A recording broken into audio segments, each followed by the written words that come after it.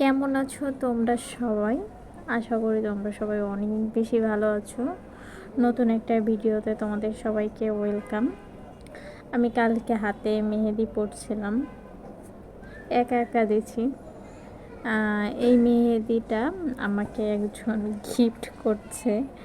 Gift বলতে হচ্ছে আমার সামনে আমার বার্থডের আগে আমি গিফটগুলো পেয়ে যাচ্ছি। এটা আমার কাছে একটা ইন্টারেস্টিং ব্যাপার।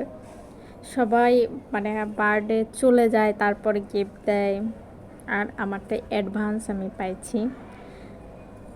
কয়টা গিফট পাইছি? 2টা গিফট পাইছি, মানে 2জন দিছে। তো যাই হোক, আমি অনেক বড় মানে অনেক অনেক হ্যাপি। গিফট পাইলে তো সবাই খুশি হয়, মেয়েরা মনে হয় তার থেকে বেশি খুশি হয়। আর আমি কাউরে গিফট করতেও ভালোবাসি, সারপ্রাইজ দিতেও ভালোবাসি। এমন সারপ্রাইজ দিব সে হার্ট অ্যাটাক করবে।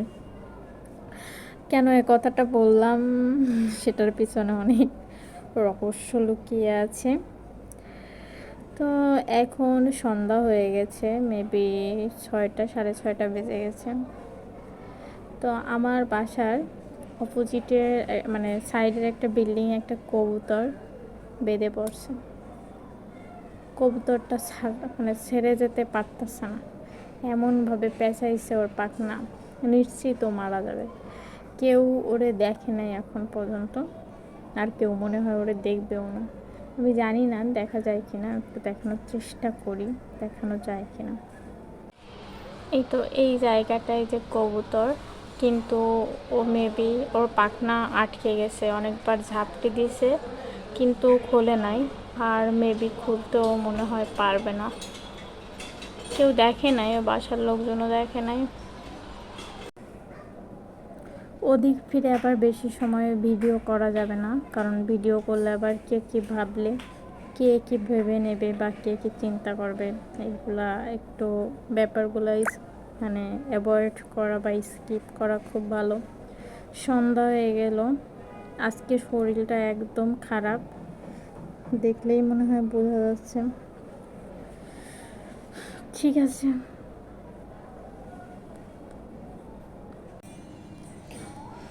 দুঃখজনক ব্যাপার ঘটে গেছে আজকে সন্ধ্যায়। আমার নাক ফুলটা পড়ে গেছে, এই সময় পড়া লাগলো। আরও বেশ কিছুদিন পরে পড়তো, একটা কথা হইতো।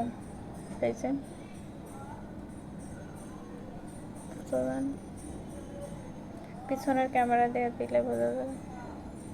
যাই হোক, নাক ফুল আর পরবো না, পড়েই যখন গেছে থাকো।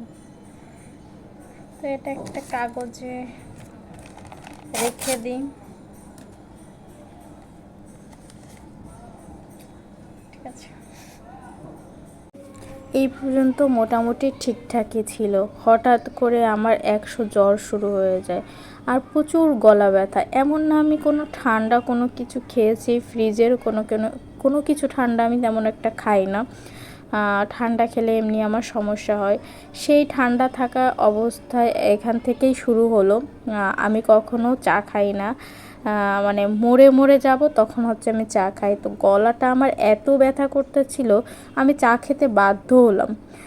মানুষের দেওয়ালে পিঠ থেকে গেলে অনেক কিছু করে।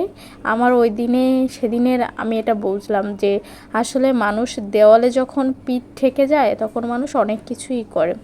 ওই দিন হঠাৎ করে আমার পুরো শরীর প্রচুর ব্যথা। অ্যান্ড রিসেন্টলি এখনও পর্যন্ত এই প্রবলেমগুলো আছে, আর গলায় প্রচুর ব্যথা করতেছিল। এখন গলা ব্যথাটা নাই, ভয়েসটা একটু চেঞ্জ হয়ে গেছে, মানে ঠান্ডা লাগলে ভয়েসটা একটু মোটা মোটা হয়ে যায়। এখনও সেই অবস্থাটা আছে, তোমরা হয়তো আমার ভয়েসটা শুনে বুঝতে পারতেছো। ওই দিন আমি কি করছি এটা আমি নিজেই বুঝতে পারতেছিলাম না।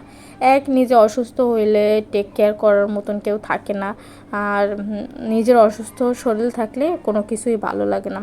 তারপরে যেহেতু আমার পুরো একটা বছর পর আমার জন্মদিনটা আসে, স্বাভাবিক সবারই একটা বছর পর জন্মদিনটা আসে, প্ল্যান থেকে একটু ঘুরতে টুরতে যাবো, এমনি ঘোরাটোরা হয় না।